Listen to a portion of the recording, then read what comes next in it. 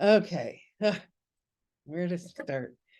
As I was just talking before I started recording, there were several that were on the Zoom call on Saturday, and it was kind of the pinnacle of a process that I'd been going through for about a month and a half.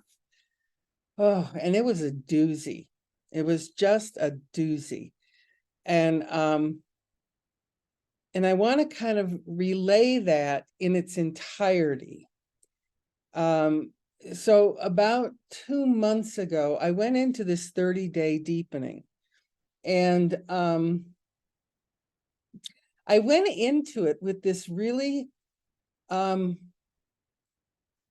deep desire to figure out how to co-create with God. And I just was falling flat. So I did the deepening, and whatever happened, happened. And there was a lot going on. There was a whole lot going on. And it was all my projection. And I just want to say that also at the beginning of this.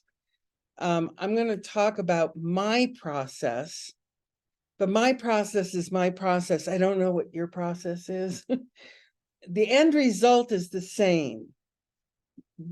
And the end result is we go from seeing everything through projection, flipping the coin, and seeing everything through the truth, through love.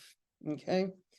So this is my process in the past couple of months. And believe me, I've had a lot of doozies throughout this process. You know, getting out of hospice was one. I mean, there have been a lot of doozies, but this one really came out of nowhere, and the clarity was so clear. So I went into this 30-day devotional with this desire to co-create with God. Somehow figure out, you know, where am I going wrong? How am I not co-creating with God? And then stuff happens in the illusion. And it's kind of like, okay, I asked for this. Did I ask for this? And there was a part of me that kept going, yes, honey, you did. But it's just so that you can clear.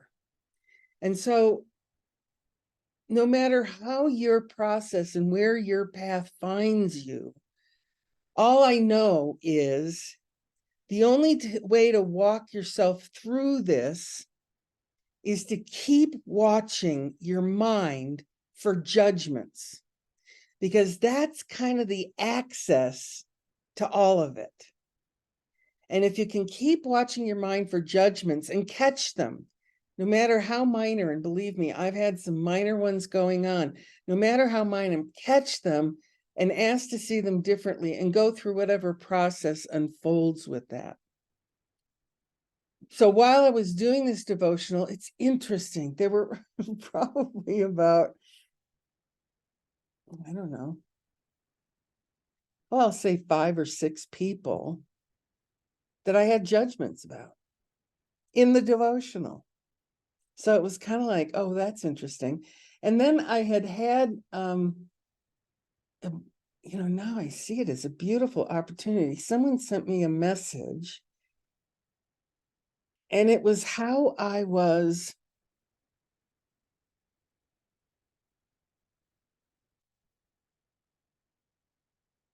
harming everyone, and they no longer wanted to have anything to do with me.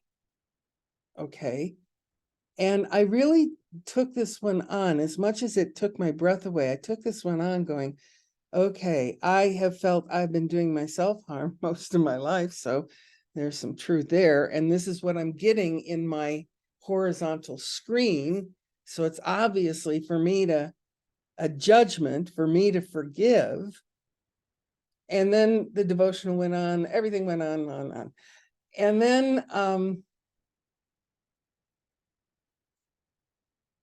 it appeared that the people that put on this non-devotional deepening were going a different route than A Course in Miracles. And that's a judgment also, which I am now in the process of clearing. But at the time, it landed like, oh no, I just found you, and now I can't even count on you. So I went with that. I followed that. It was a judgment, asked to see it differently. And Holy Spirit, when Holy Spirit answers me, it's very loud, and it gets louder. The more clearing I do, the louder it becomes. So Holy Spirit was quite clear with me. It's time to give up teachers. There are no teachers. This is between you and your mind. And there's no one out there. So until you really take on, this is me and my mind that needs to be healed, I'll be always searching in the horizontal for something else. Okay, that was a piece of it. And then shame started to hit.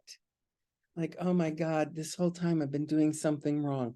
And it took me down. Well, you saw the end results of it on Saturday. I think all of you were there on Saturday. And I'd been crying for 3 days. I'd been up for 3 days, and I was a wreck, in my words, and my judgment. And so after the Zoom room, I thought, oh my God, we have got to go down deep with Holy Spirit. And I just went into deep prayer. And again, Holy Spirit could not have been clearer with me. And Holy Spirit said, shame is rising, and this is a cause for celebration. What? I mean, it was kind of like, well, fuck this. And then that's a judgment. And so I had to take that back. I mean, this was really, talk about bucking Broncos. It was like every step of this process has been, oh, hang on tighter. Here comes another one. Oh my God, there's a rock. Hang on tighter. I mean, it was just like, I have never been in a whirling dervish, but this is what it was like. And so, okay, it's cause for celebration. Shame is rising. Blah-biddy, blah-biddy, blah. And then I really sat with, and I've known this for a while, but I'm going to say it now because this is really the crux of it. Every judgmental thought I have is causing me to suffer. I'm the only one that suffers. No one else does. They don't care. I do. So every single thought I have is kind of like beating myself up. So I have a judgmental thought. It's like slapping my face across, my hand across my face, and I hurt. So, okay, I don't want to hurt anymore. So I've got to stop judging. And as I was, going through this whole process and, having these thoughts of, this one group wasn't the group I wanted it to be, and Holy Spirit telling me there is no group out there. There is no teacher out there. There is no one out there. You have got to grow up, put on some big girl panties, and see you're doing this to yourself. And you know that the only one that suffers when you do this is you. Okay, it's getting clear. And then to think, okay, now Holy Spirit said this is a celebration that shame is finally coming up. Because I was doing all this stuff to access the shame. I wanted to experience the shame of how badly I did not like myself. And I didn't want to go there. I did not want to go there. And I fought it, and I resisted it, and I resisted it, and I fought it. And this, this finally let it loose. Totally, hook, line, and sinker. And shame rose. And but the thing is, it wasn't, okay, just bear with me because there's really no words for this. It was not shame about me and my identity. It was just pure, unadulterated shame, guilt and shame. not about Calico being guilty or Calico being shameful. It was just fucking shame. Just shame. And so Holy Spirit, who was definitely with me in this whole process, he said, okay, so obviously I have more shame coming up than I thought humanly possible. What am I to get from this? And besides the fact that it's a celebration that I finally got to this point to allow myself to see all the shame that I had, it was not personal. It really was an experience of the one egoic mind, not Calico. There's one egoic mind that we're all, we've all got our straws into it. We have different experiences, but we've got our straw in the same ego mind field. And we're just sucking it down and forgiving it. And there's nothing wrong with that. But I just want to give you this, and maybe this will move someone else, out of their self-imposed self-hatred. I don't know. I don't even know if that's possible because you're not even here. I'm not even talking to bodies. And I know this. Oh, yeah. Okay. This is where they go. I go completely certifiable, and I can't even begin to tell you why I'm laughing. But I really got the experience of it's not personal. My quote unquote shame, that which I have held on to since time eternal, definitely for this lifetime. I wasn't okay. I was never okay. There was always something wrong. There was always something that I had to correct, fix, alter, mutilate, somehow get to a different place. That was me, Calico. But this was, oh, none of that is mine. That's just from drinking the Kool-Aid called ego. And this whole life was created around this psychotic trip I was on called Calico's wrong, and she needs to fix this somehow. And I'm going to make enough people realize I'm crazy that they'll just make me wrong too. Oh boy. Because one of the things that came up in the 30 days, one of the core judgments that I have used, again, at least in this lifetime, probably many lifetimes before, was, Calico, why did you say that? Oh, Calico, why did you say that? And then I would beat myself up for having said something that appeared to have some kind of impact on someone else. And then I made myself so terribly wrong about it. And it just was an endless cycle of suicide. Really. Calico, just leave. No one can handle you anymore. This was me saying this to myself. Now, whether you thought that or not, it doesn't matter, because it was about me saying it to myself.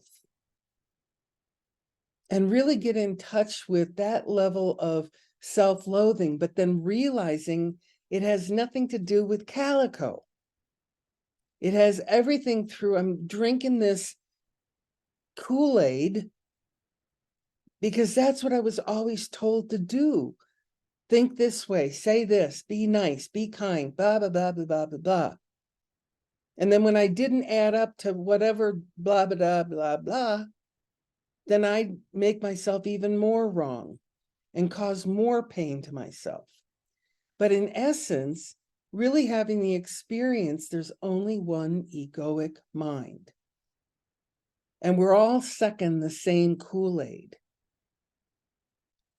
And Holy Spirit said, just stop it.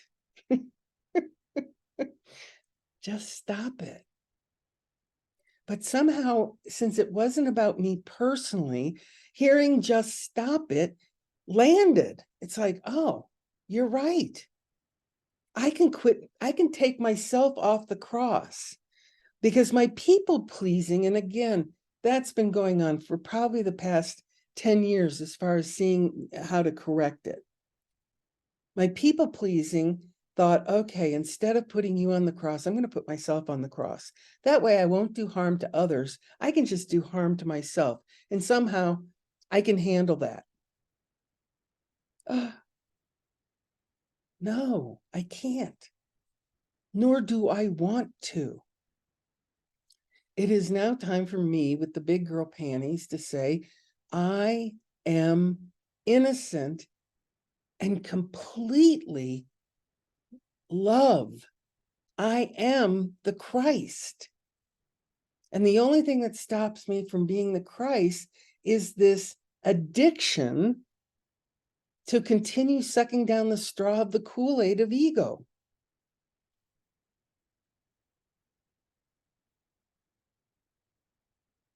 And so all I can say is something popped on Sunday. It took about till Sunday. And all this stuff was getting downloaded. And I was like, oh my God. You know, and again, it's only in this moment. And I should say before the 30 days started, because this is helpful. Before the 30 days started, I had this memory, and it was a very quick memory. Okay. It was like one of those little whispers, and it would just come and disappear very quickly. But it was about a moment in the life of Calico that I was extremely shameful about. And it would come and it would go very quickly. And the last time it came and went, and this is, God, it was a memory of about 30 years ago. It's not current. But I finally went to Suzanne, who's a mighty companion for me. And I thought, I need to just spew this one out in front of another set of ears that I trust to hold the truth of who I am. And I did, you know, it was fine. And I let it go. And that kind of set up this whole process. And it was just this past memory of something that happened 30 years ago that I was hanging on to as being completely wrong, completely unkind, completely guilty. I was guilty. But when I saw that, it was like, no, I'm not guilty. And that set up this whole thing of seeing there's one mind of ego. One mind of ego. None of us have ever done anything wrong, ever, nor could we. But we don't live like that. And that's what that memory brought to me is like, you know, I've been living, you know, quote unquote, normal life. And this memory would just pop in. And it was like a faint whisper in the back. It wasn't like a full-blown memory. It was just like, there was a woman named Sue, and I loved her dearly. She dropped her body a while ago. But it broke our relationship completely.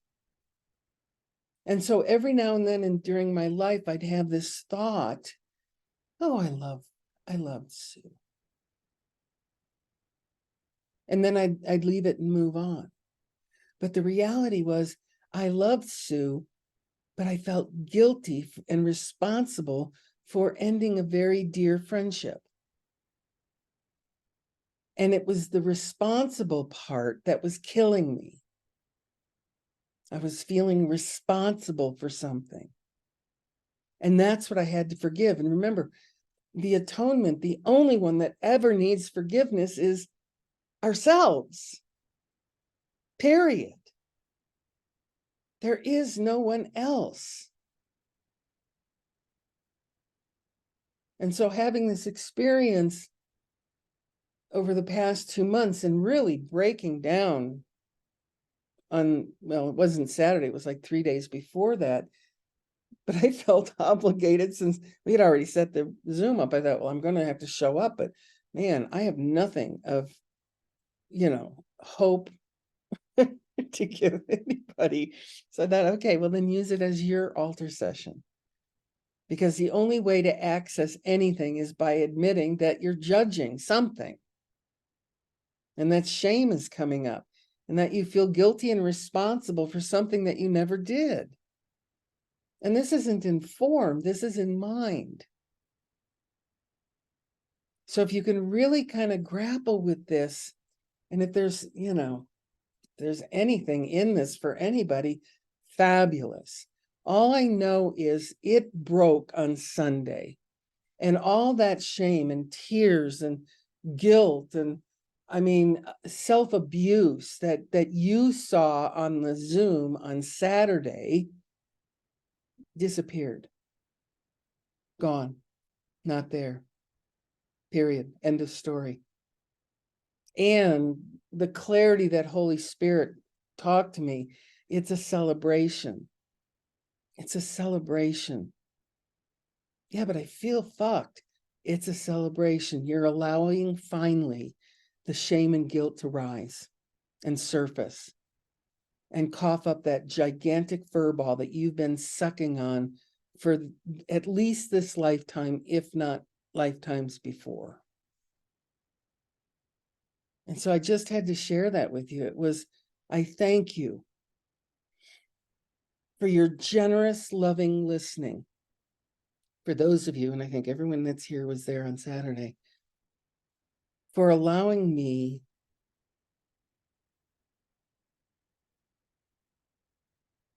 to see that I'm not guilty. Although you saw on Saturday the amount of guilt and shame that was coming up, because it felt very real. And I couldn't swing it.